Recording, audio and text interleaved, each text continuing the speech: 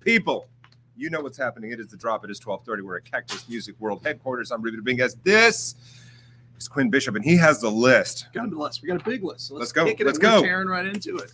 Hey, the sophomore release from Olivia Rodriguez. And yes, it's Rodrigo. good. It's Sorry. Good. Yeah, initial reviews are great. Guts. There's always, it's so funny. There's so many comparisons to like Alice Morissette, right? Like the sure. Yeah, stuff. yeah. I don't think that musically it's completely founded, but from just kind of a, tough music perspective, I think it rings true. But the cover kind of reminds me of one of her records as well. It's kind of funny. But this is on a limited edition, the lavender vinyl. You can only get it at indie record stores. So I'm going to grab that. I think it's going to be a huge record. And we know now that Vampire is not about Taylor Swift. She's made that clear in the press. Bad Idea, banger. Second song, side one, get it.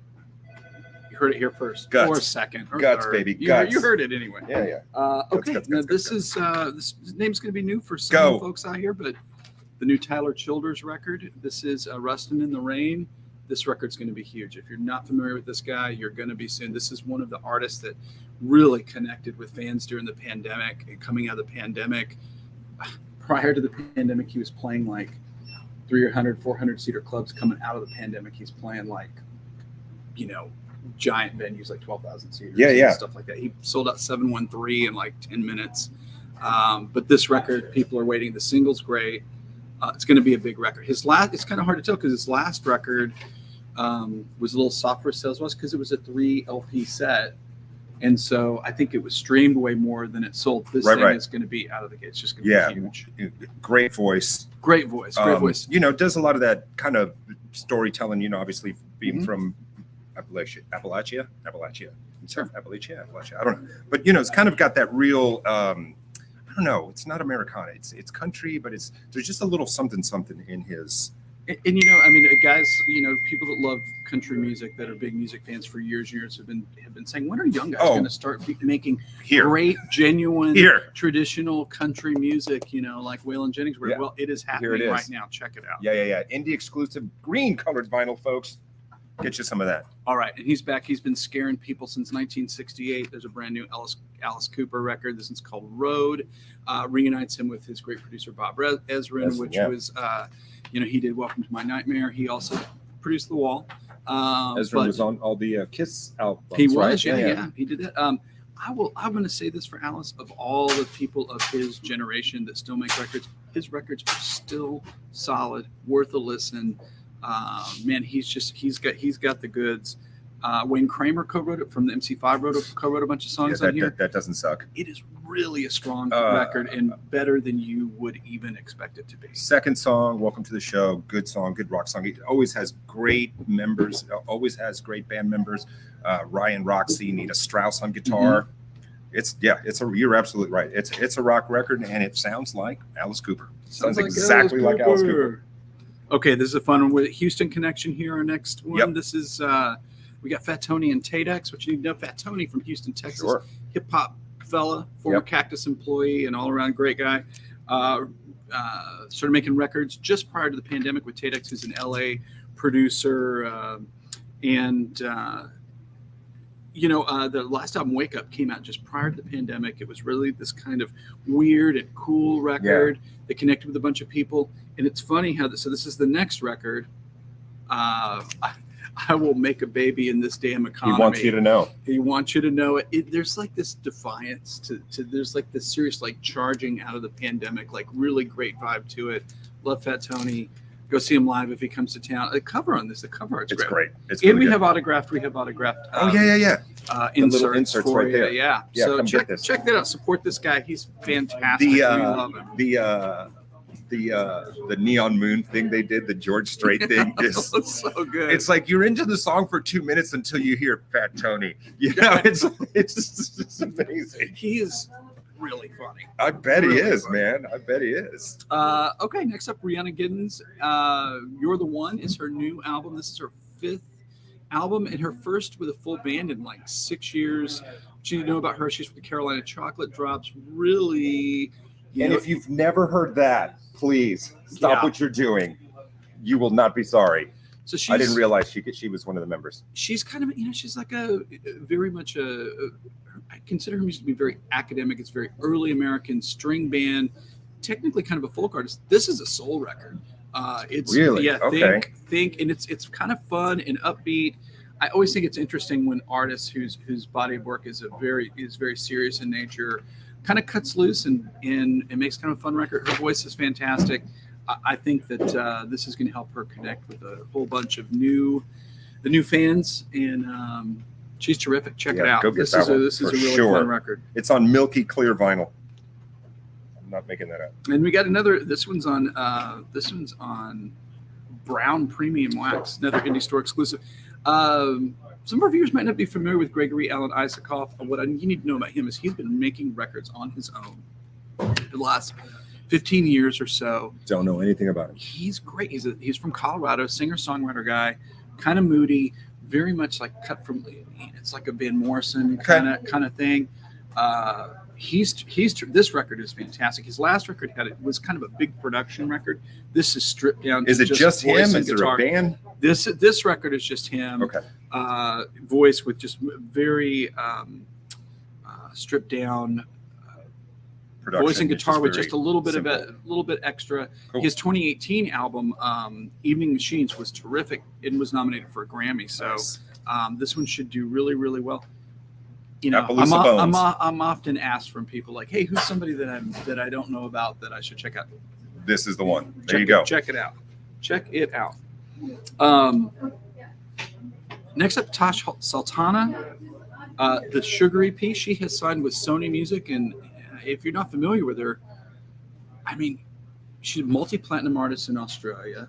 She's like a one-man band kind of girl, like tours on her own, plays festivals all over the world. Sold like she's one of when people go to festivals, there's artists that they go to see. Right. She's one of those This people. is the one, she yeah. just really connects with her. She's difficult to describe. I mean, ultimately like girl with guitar kind of thing, but man, she just has such, she just puts it over in such an interesting way. Cool. Great singer. Cool. Check her out. I mean, the previous record, she's a very, very, very, very loyal fan base. She sold out White Oak on the lawn like that. Really? Yeah. Yeah. And like they didn't even do any promo or anything for it because when People they were announced the waiting date, it for was just, people were done. waiting for it. Yeah. Done. 100%. So that should be, hopefully she'll come to town and do the same thing again. Yeah. New Hozier record, Unreal Unearth. This is his third album.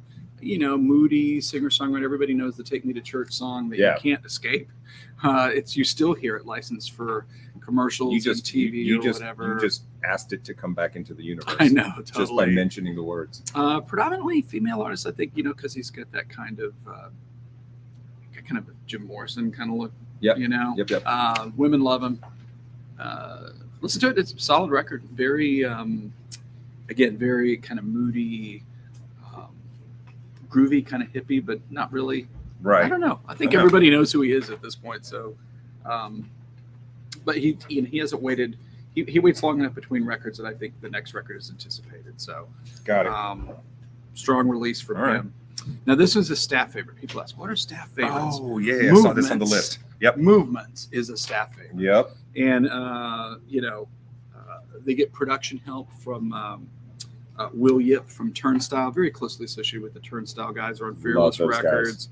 The kind of post-hardcore thing, kind of a little screamy, kind of not, I think I like that, though. Songs are really, I like that a lot. Songs are all there. There's no, when you hear it, there's no doubt why they connect with young hard rock music fans. And this is going to be a big record. I think this record's going to be big for a while. Love it. Another indie store exclusive vinyl piece. You can see the blue and white swirl. That's what it looks like. It's blue and white swirl. You can raise a ruckus in your own Sweet, house man. if you're spinning it on. on. Let's do it. That's good stuff. Now I'm very curious.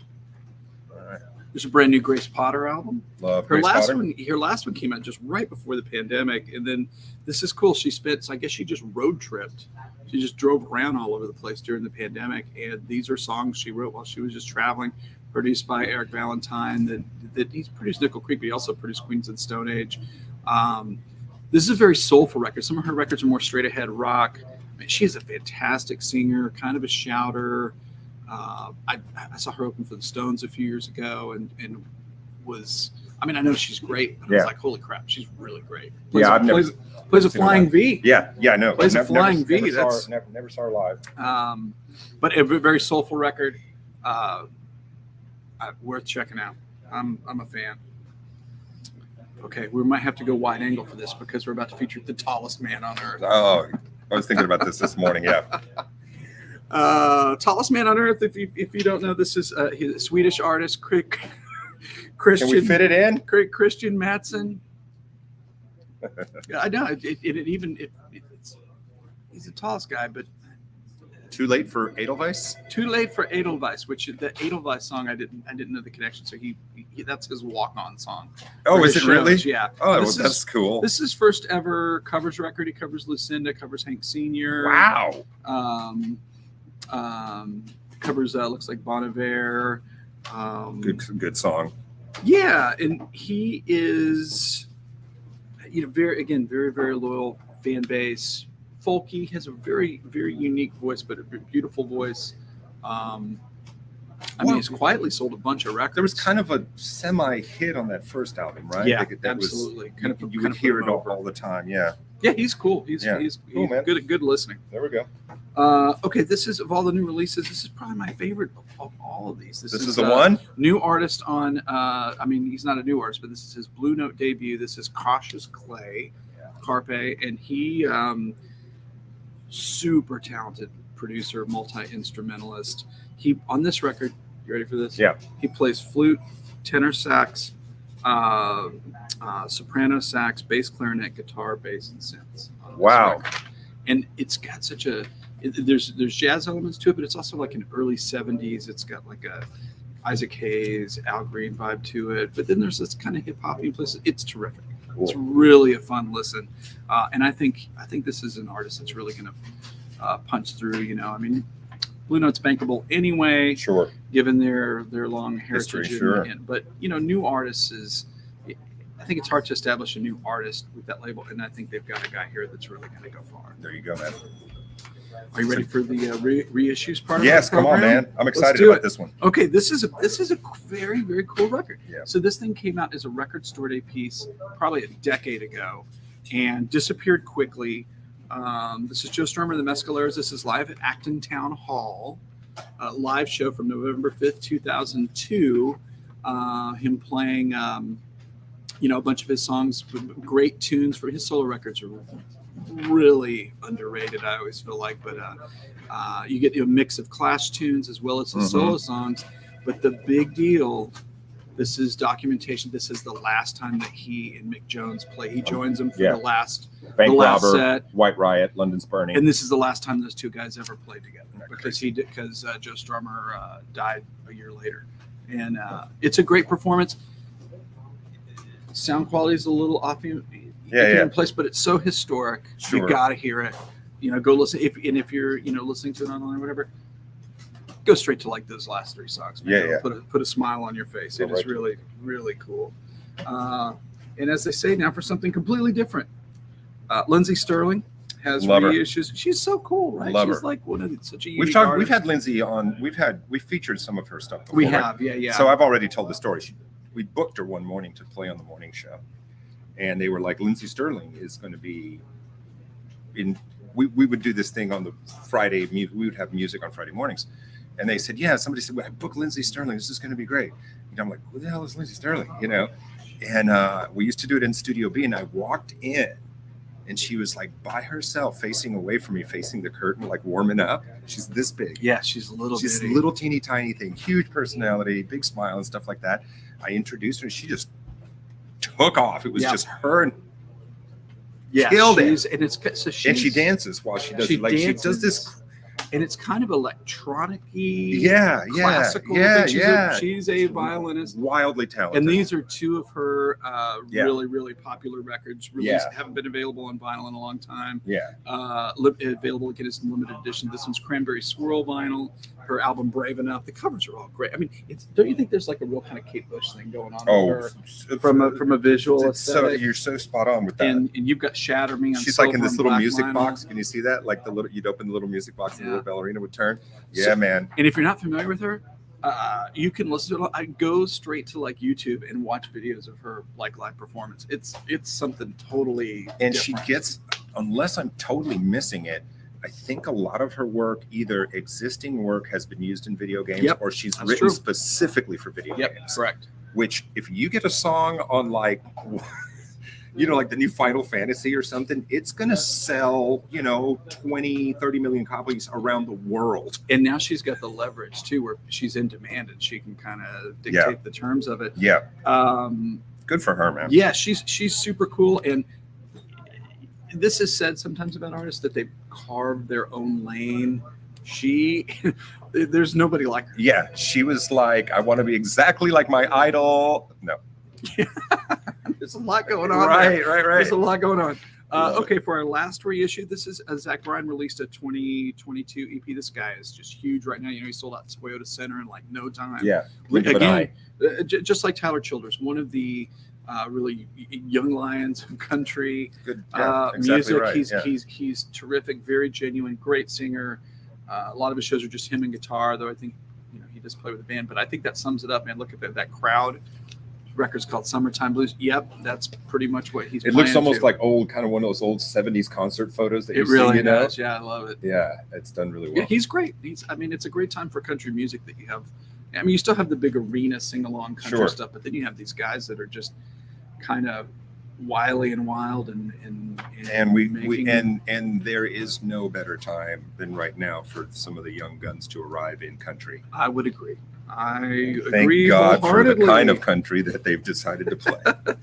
Bless you. We're moving on to the archival recordings part of our program, and those are records that have nuts. Recorded music that has never been available in any form. And this is, I think this was maybe digitally or part of a CD package, but now available on vinyl. This is Live at Madison Square Garden, 2009. This is Slipknot. Yeah. Obviously, hugely. I mean, that cover kind of really like. That's all you need to do. It's Live at Madison Square Garden. And there's a giant worm on the back of the cover too. So never seen them live. That's the show that I would like to see. Yeah, it's huge, well known for their dual guitar attack, and one of the guitarists, Jim Root. I'm a huge fan of his. Such a great player. Yeah, you're getting attacked. Yeah. Yeah. No. There's nothing subtle on here. In visually. Yeah. Like they're like, they're kind of one of the. And now, of course, they're way far down the line. Yeah. But at the time, they really kind of reinvented the whole big spectacle. And when you get to the fourth side of this record, there's no time to pee there. All right. Okay, we're going to close down our reissue and older music part of the program. We're going to talk about some avant-garde jazz records from the mid '60s. Yes. And these are two of the finest, two of the biggest names in it. We've got Tony Williams, though, on the record. His credit is Anthony Williams. This record is amazing. We've talked about him before. Yes. And because he is one of the drummers that is so much more than a drummer composer. I think he wrote all the 5 tracks that are on this record. Tell him who's on the record with him. Oh yeah, this is like one of all the jazz records. Yeah, this is the Hall of Fame right here. This is like great personnel. This is Wayne Shorter, Sam Rivers, Herbie Hancock, and Gary Peacock. Pretty enough good. said. Yeah, it's from 1965. Wow. And this was his second record, and the first record was kind of a much bigger record. Then he went on to play with other people and became a bigger name, and then incorporated a lot of like polyrhythms and African music. Exactly. So that stuff kind of overshadows this, but these are still big records, mid '60s. Yeah. The same thing that was starting to happen in rock in the mid '60s. Yeah. Really getting out there and going progressive. It was happening. This guy influenced a lot of other drummers and other musicians. Yeah, fun record. Yeah. And then we have Cecil Taylor. This is from 1966. Downbeat described this record as he's a whack piano player. Whack. And Downbeat described this record as his explosive debut album for Blue Note. Damn. And not a lot of household names on the personnel here, but this is one of his big records and really kind of heard around the world. This is from '66, and again, really at the pinnacle of avant-garde mid '60s music. And I got to think that a lot of this stuff, because these records sold pretty well, a lot of these records were bought by rock guys that kind of brought that same sensibility to their late '60s music. They wanted to kind of do the same thing. And it's very cool. Cecil Taylor, not household name as some of the other pianists from that era, because he chose a unusual path. And but his records are terrific. Both these records on Blue Note, modern reissues. Music's Never Seen a Computer, mastered by Kevin Gray. Great stuff.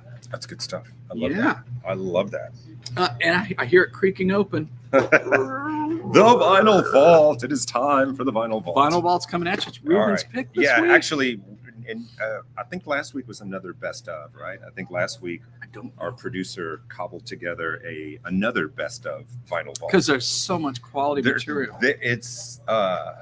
It's jammed to the rafters in there. When you walk in there, there's everywhere you look, there's nowhere to stand. But I had one with me that I was bringing from the house and left it. So I quickly went through the tens of thousands of albums here, and I was thinking about these ladies the other day, and I'm especially a huge fan of one of their guitarists, and she has an amazing social media. She has an amazing Instagram. It's the Go-Gos, and Quinn nailed it in 1981. Like a lot of other people, the first time I even had heard of the Go-Gos was on MTV. Me too. I had not heard it prior to seeing it on MTV. And it was the video for Our Lips Are Sealed, which production value wise cost all of $25 to make, I'm pretty sure. But they made it work. And it was just, and we were like, who are these ladies? And, so important for being a band, all female, wrote all their own music, played all their own instruments. Recent Hall of Fame, were they nominated or did they get inducted? No, they're in. They're in. Yeah. It's just amazing for many on the IRS label. Amazing for just a whole bunch of different reasons, and that the songs are cool. But I remember it's just something.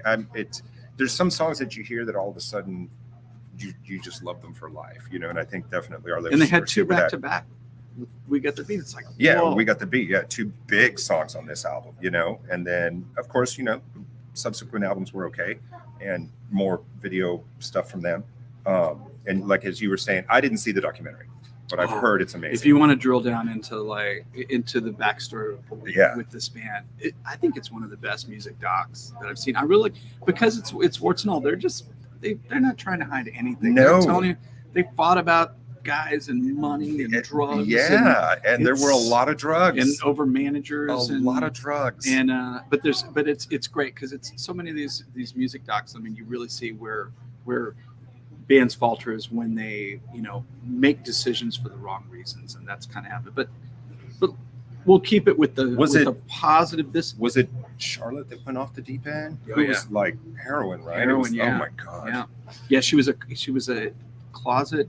She somehow hid it from the whole band for like 5 years or whatever. God, it's crazy. I will say this about this record. So many of the 80s records, it was like the 60s. It was very singles focused. We got a couple of great singles. We've got a single that was out before this hit, and we've got a new single. Let's rush an album out there. This thing is top to bottom great. They could have gone 4 singles deep on this thing, and I think it's just a testament to the fact that they were on an independent label. I mean, IRS through A&M is considered a major at the time, but it's still they've got limited resources to go. But there was a minute there that everybody cool was on IRS. Oh yeah, for sure. But I mean, they could have done "Can't Stop the World" as a single. Yep. And maybe "Skid Marks on My Heart" could have been one. How cool was it that Jane played an SG? It was very cool. I thought that was super so cool. you had your SG Telecaster combo. Gina Shaw, great drummer. Kathy Valentine, Yeah. nails, Tough solid. drummer, right? Oh, yeah. Like, really tough drummer. Oh yeah, she was. Yeah, it's not. Again, I mean, they didn't find these girls in a mall and say, "Hey, you want to be in a band?" You know, And of course they came out of the punk movement, which Yeah. I mean they rough and tumble. and that's the thing that people might forget out there. But if you were in a punk band in the '80s, I think it makes you like great preparation for life because people are going to throw things at you. Oh, There's no if you're not doing what you're supposed to, if there people don't like it, it's very direct, and I'm sure they got a lot of that in constant. yeah, never on that level, self-editing. but I mean, mid to late '80s, I played in punk bands, and it was an education. It served me well surviving that. Yeah, terrific record, and we've had that was kind of a bummer with Kathy has a great book out, and we were going to do an author event with her like right when the pandemic happened. And maybe you bought one here. We had a bunch of signed copies, but that book is great. Documentary is great. Really important band. And you can't get to, think of all the all-girl bands of the last 25 years. You don't get to them. I mean, you don't get to the Linda Lindas without 10 this. years or so after them, we see the Riot Girl movement. Right. And I have to think in some way, shape, or form, they were some kind of inspiration, because name another. I mean, there were bands that had female vocalists. I mean, at the time, but we didn't have. I mean, you can go back to X-Ray Specs. You can go. I mean, Rhythmic, whatever. But as far as that hadn't happened. No, who was the rock band? The '70s rock band. There was a documentary about them too. Yes. Yeah. Problem with them, records aren't that good. They're not that good. I bought the, there was a time where I got them. But there was a while they were like cheap. They opened for everybody. Like Alice Cooper, and they were Warner Brothers fans. They opened for every Warner's band out everyone. Anyway, so if you don't have this, get it. It's an essential album. It's an essential album. It's so good. It's so amazing. And again, and if she's got a sinister sense of humor, but if you want to follow Jane Weedland on Instagram, it's a fun follow. I only saw them one time, and it was 2005. Was it Bayou Place? No, it was Woodlands. It was Go-Gos and B-52s. Oh, I remember that tour. I've seen them a couple times reunited, and they were terrific. Yeah, it was really fun. Really fun every time. Pros, very polished. All right, what's coming up? Any in-stores? Anything happening? We're going to announce a bunch of cool in-stores this next week. Well, and I'll tell you about a couple that are next weekend on the next drop. But yeah, music on the Cactus stage, including a big Houston band kind of reuniting for a show coming up, and they're going to rock the record store. I love that. I'm very excited to talk about it. How much are tickets going for these events? Oh, at Cactus, $0. Free. There you go. Free Love complimentary St. Arnold beverages. So stay tuned. You can watch on our socials. I think we're going to announce a couple of big ones tomorrow. Of course, we'll talk about them on the next drop. But yeah, we're looking forward to seeing you. Text me because I don't follow you on social media. Okay. Well, no, you don't have a phone right now. I don't have a phone right now. We're screwed. All right, that's it. We'll see you guys next week with more from Cactus Music. That's the drop. We'll see you. Peace.